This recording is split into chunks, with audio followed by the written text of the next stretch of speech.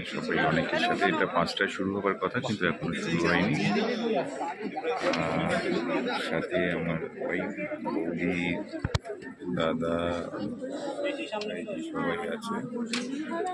আর এটা নন্দনওয়ানে হচ্ছে, 5টা থেকে আরম্ভ হবার কথা, কিন্তু ঘড়িতে এখন বাজে 5টা 5, এখনো শুরু হয়নি। সবে তো অশোক মুখোপাধ্যায়, তারপর কুশাল চক্রবর্তী, শান্তনু বাগচি, সবাই এসেছেন, সন্দীপ রায় এসেছেন। আর কিছুক্ষণের মধ্যে অনুষ্ঠানটা শুরু হবে। দেখা যাক, খুব সুন্দর একটা অনুষ্ঠান উপভোগ করতে এসেছি আমরা। অনুষ্ঠানের প্রতিটা মুহূর্ত আপনাদের কাছে তুলে ধরবো। অনুষ্ঠিত করে থাকি, কিন্তু এবছর যেহেতু সোনার কেল্লার 50 বছর, আমরা বিশেষভাবে এই অনুষ্ঠানটাকে সোনার কেল্লাকে কেন্দ্র করেই নাম দিয়েছি 50 years অফ সোনার কেল্লা। প্রথমেই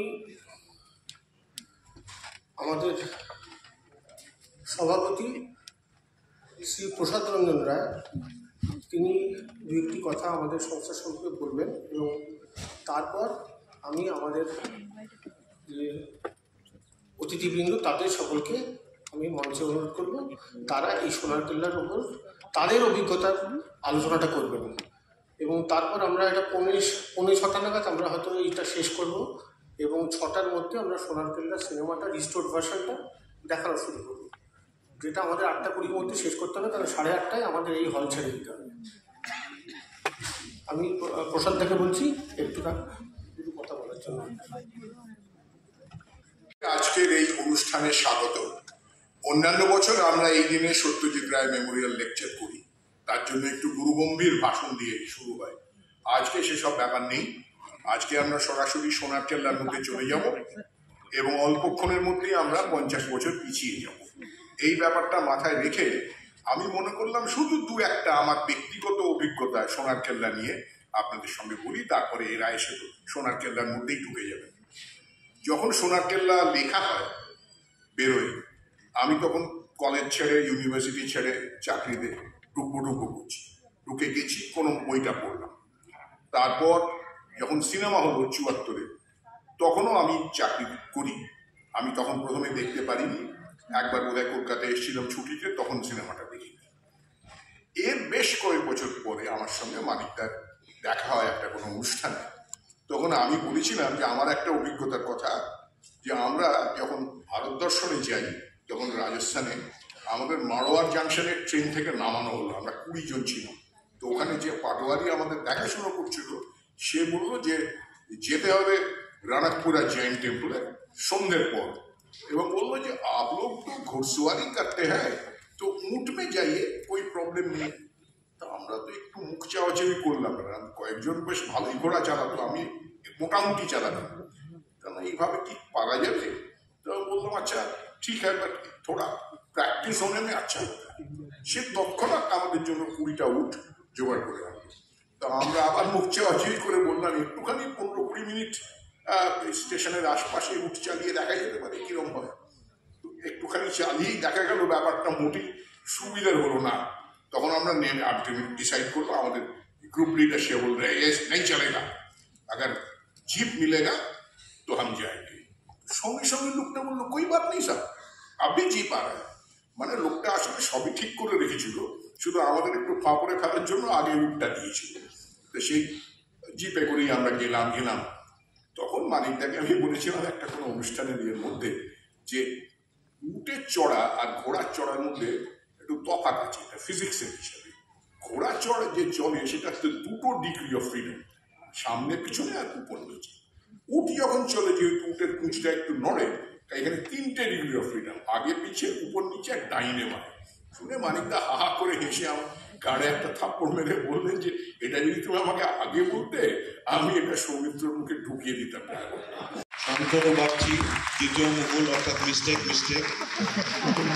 তারপরে কুশল চক্রবর্তী, মুকুল।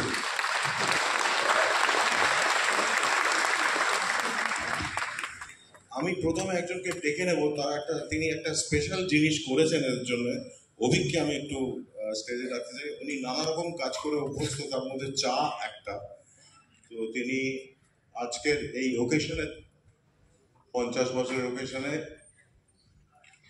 আমাদের বিশেষ অতিথিদের জন্য কিছু জিনিস করেছেন। চা।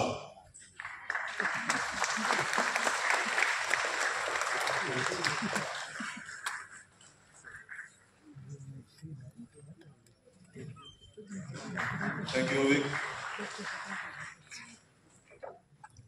এটা একটা স্পেশাল অসম্ভব ভালো চা এবং ওপরে একটা সোনার কেল্লা এমবস করা রয়েছে। যাই হোক, আমি প্রথমে একটু অশোকদার সঙ্গে কিছু কথা বলবো। ইনফ্যাক্ট অশোকদার জন্যই কিন্তু সোনার কেল্লা ছবি হলো। অশোকদার রিপোর্টিংটা যদি কাগজে না বেরোতো তাহলে এই অঘটনটা ঘটতো না। উনি হচ্ছেন মেন এখানকার কালপিট বলা যেতে পারে। যাই হোক, তা আমি মানে কিছুই না, আমার এখন একটু অস্পষ্ট হয়ে গেছে যে মানে আপনার অভিনয় কি দেখে বাবা আপনাকে কাস্ট করেন? আসলে এই আমার যতদূর মনে পড়ছে এখন না, অনেক দিনের কথা, 3 তারিখ বোধহয় 72-এর শেষ দিকে এবং 73-এর গোড়ায় মানিকদা পরপর আমাদের দুটো নাটক দেখেন, থিয়েটার ওয়ার্কশপের নাটক রাজরক্ত আর চাঁদ ভাঙা। দুটোতেই আমার বড় পার্ট ছিল। দেখে তারপর একদিন ডেকে পাঠান বিভাস এবং আমি দুজনের সঙ্গে কথা বলতে যাই। সেই দিন ওনার সঙ্গে প্রথম আলাপ হয় এবং সেটা একটা রাজদর্শনের মতো অভিজ্ঞতা আমার জীবন বাড়িতে যে তাকে দেখে। এবং একটা সকালেই সত্যি রাজনীতি আমাদের মানিক দেওয়া হয়ে যায়, কিন্তু সেদিনকার সকালে গল্প আমি আলাদা রাখলাম, সেটা অন্য একটা মজার ব্যাপার ঘটেছিল যে আমি খুব কথা বলি। সেদিন সকালে আমি কথা বলতে লাগলাম কম, আর বিভাস প্রায় কথাই বলে না, সে অনেক কথা বলতে লাগলো। আর আমি সিগারেট খেতাম, মানিকদা সিগারেট খেতে অফার করে, আমি ভয় খেলাম না।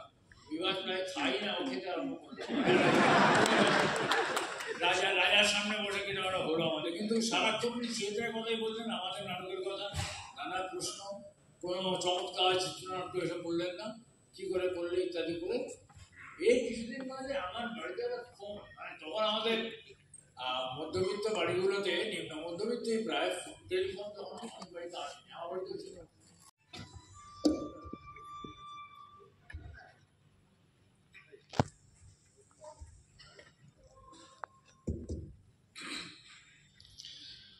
অ্যাকচুয়ালি সোনার কেল্লার আমার ইনক্লুশন খুব অদ্ভুতভাবে হয়। মানে উনিও তখন ছবি করবেন এটা ভাবেননি, বা আমাকেও ছবির জন্য ডাকেননি, বা আমিও যাইনি ছবি করার জন্য। আমি ছোটবেলায় ছবি আঁকতাম। তো এক পাবলিশার আমার একটা বই পাবলিশ করেছিলেন সেই সময়ে, আমার এই 2.5, 3, 4, 4.5 বছরের বয়সের আঁকা। আমার ছবি তোমার ছড়া বইটার নাম। আমার আঁকা ছবি তার সঙ্গে মিলিয়ে বিভিন্ন সাহিত্যিকের ছড়া। তো সেই ছড়ার জন্য সত্যজিৎ রায়ের কাছে 3-4টে ছবি পাঠানো হয়েছে। তুমি বললেন একটা 4 বছরের ছেলে এরকম ছবি এঁকেছে। তো তখন প্রকাশক বাবাকে বললেন যে সত্যজিৎবাবু একটু কৌতূহল প্রকাশ করেছেন, তুমি একটা ফোন করে ওনার সঙ্গে একটু যোগাযোগ করো। তো বাবা অ্যাপয়েন্টমেন্ট করে একদিন আমরা গেলাম। তো এমনি কথাবার্তা হচ্ছে, আমার বাবাও থিয়েটারের সঙ্গে যুক্ত ছিলেন। কথা বলতে বলতে বাবা বললেন মানিক জেঠুকে, যে তখন মানিক জেঠু হননি আমার, সত্যজিৎ রায়। আমি জানি না কি, আমার খুব খারাপ লেগেছে, কারণ আমরা তখন বিরাটিতে থাকি। ডিসেম্বর মাসের সকালবেলা 7-8টার সময় তুলে বাবা আমাকে নিয়ে গেছে ট্রেনে করে, আমি প্রচন্ড বিরক্ত। তো বাবা বললেন যে ও কুশলও নাটক দেখতে খুব ভালোবাসে। বললেন তাই, তুমি কি নাটক দেখেছো? আমি বললাম যে সেরাফ গান দেখেছি, 3 পয়সার পালা দেখেছি, মঞ্জুরিয়ামের মঞ্জুরি দেখেছি, নাট্যকারের সন্ধানে ছটের চরিত্র আমার ভালো লাগেনি। উনি ভাবলেন এই কি একটা 4 বছরের ছেলে বলছে নাট্যকারের সন্ধানে ভালো লাগেনি, মানেটা কি? উনি ভেবেছেন হয়তো যেহেতু সত্যজিতের কাছে বাবা নিয়ে এসছেন বলে এগুলো আমাকে শিখিয়ে টিকিয়ে নিয়ে এসছেন বাবা। বললেন পুত্র কি বলছে? বললো না না, সত্যিই বলছে। আমি তো ইভিনিং কলেজে পড়াই, আর তখন রঙ্গনাতে নান্দিকার রেগুলার শো করতো। তো ও নাটক দেখতে খুব ভালোবাসে, বিশেষ করে যেগুলো কস্টিউম ড্রামা। আমি ওকে নিয়ে যাই, নিয়ে গিয়ে বসিয়ে রাখি অডিটোরিয়ামে, ও নাটক দেখে, তারপর দলের ছেলেরা ওকে তুলে নিয়ে গিয়ে খাইয়ে দেয়, ঘুম পাড়িয়ে দেয়। আবার কলেজ শেষ হয়ে গেলে আবার ওকে নিয়ে আমি বিরাটি চলে যাই। তো যাই উনি আর ওইদিকে গেলেন না, মানে পরের ওকে আর বেশি ঝামেলা করে কি লাভ, আরো ঘাবড়ে যাবে। কিন্তু এটা অন্যান্য কথা শুরু হয়ে গেল, র্যান্ডম ফুটবল, কোন পজিশন, ক্রিকেট, কোন বোলিং ভালো না ব্যাটিং ভালো ইত্যাদি ইত্যাদি। একটা বাচ্চার সাথে কথা বলতে গেলে যেভাবে বন্ধুত্ব করা যায় সেটাই করতে আরম্ভ করলেন। সেটা সম্বন্ধে উনি খুব মানে খুবই আপনার কুশলও বলবে, শান্তনু বলবে যে সব আমাদের বন্ধুর মতন করে ট্রিট করা হয়েছে, যার জন্য আমরা কখনো ছবি করতে গিয়ে কিছু বুঝতে পারিনি। আর তারপরে যেটা হলো যে সোনার কেল্লা অটোগ্রাফ করা একটা বই দিল আমাকে, তাহলে উল্টো পাল্টে দেখলাম ফেলুদা বলে একটা ব্যাপার আছে, ঠিক আছে আমি পড়বো, এটা পড়ে নিও ভালো লাগবে, আর আমার বলো কিরকম লাগবে। ঠিক আছে, এটা বাড়িতে নিয়ে যাওয়া আছে।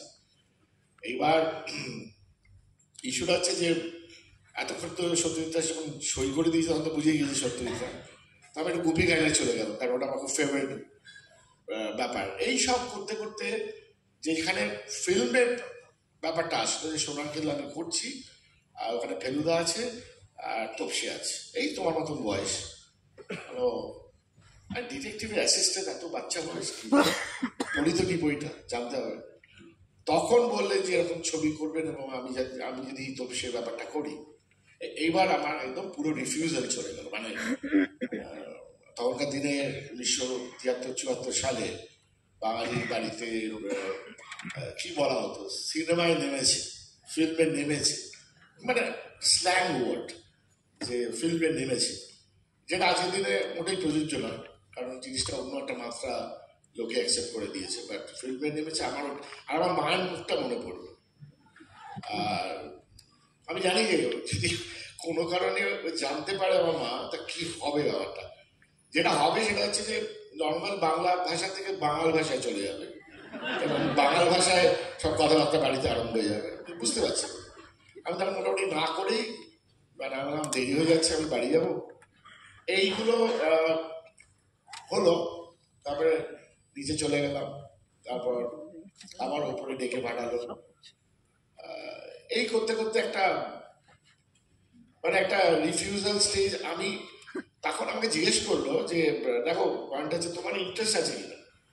না না মানে আমি সব জানি না, আমি তো কোনোদিন জীবনে অভিনয় করি, যেমন শান্তনু করেছে, কুশল করেছে, পাণ্ডিত্য আছে সব অভিনয় ব্যাপার, আমি তো জিরো লেভেল, স্কুলে একটা নাটকেও কখনো চান্স পাইনি, মানে আমার কোনো ইন্টারেস্ট ছিল না, আমি চান্সের দিকে যাইনি।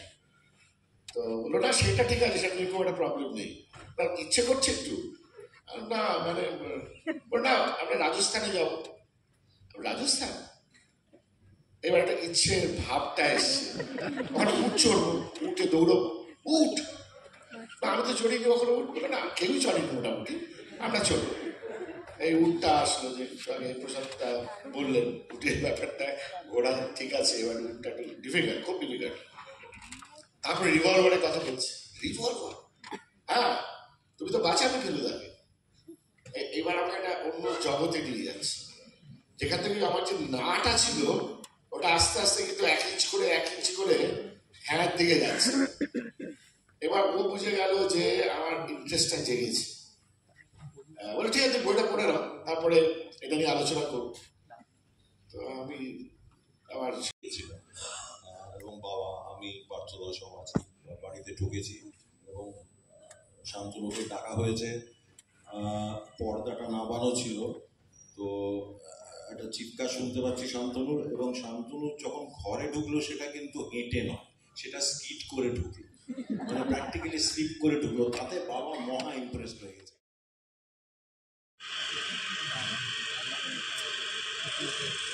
পাশে সৌমেন্দ্র রায়, অনিল চৌধুরী প্রোডাকশন কন্ট্রোলার, সুভাষ দে এডি,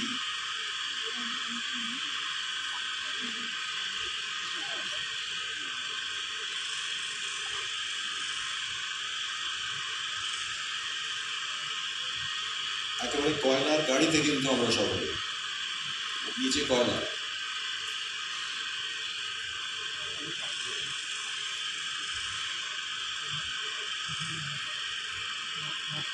এটা যোধপুর বাজারে শুটিং, পাশে সৌমেন্দ্র রায়,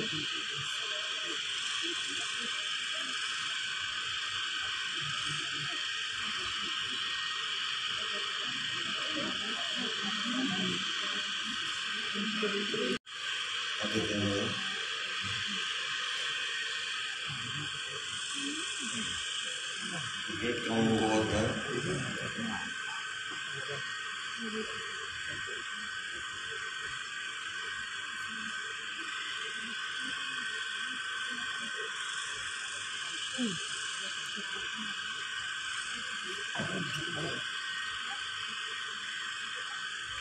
এটা আমাদের যোধপুর সার্কিট হাউসে।